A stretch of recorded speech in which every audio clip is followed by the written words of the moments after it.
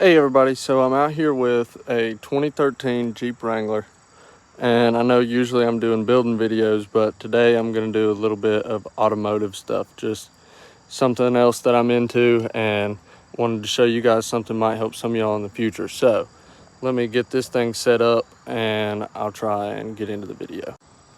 Okay, so I don't have a great setup out here, but this is, for reference, a new wheel bearing. And when you spin it, don't really hear anything. This is a wheel bearing that I took off of the other side, and it also still yet, it's been sitting outside for like 2 or 3 weeks as well, and still yet you can kind of hear a little bit of friction, but I feel like that's probably just from where it's sat outside for a couple of weeks. This is the bad wheel bearing, and when you turn it,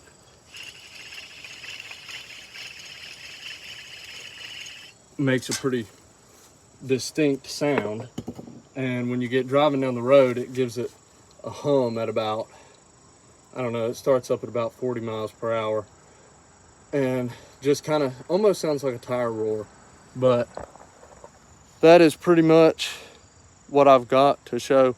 I just wanted to show you guys how the different wheel bearings sounded. I hadn't never had one that I had found with just a hum. Usually I have a bit of play in my wheel before I actually find it, but where this Jeep is so quiet, I could actually hear the hum, and when I took it apart, you could tell very distinctly that that one is the one that was bad, even compared to the other side, which has been laying outside for a couple of weeks. So that was just pretty interesting. Thought some of you guys might find it interesting as well. So hope you guys enjoyed. Please like, comment, whatever.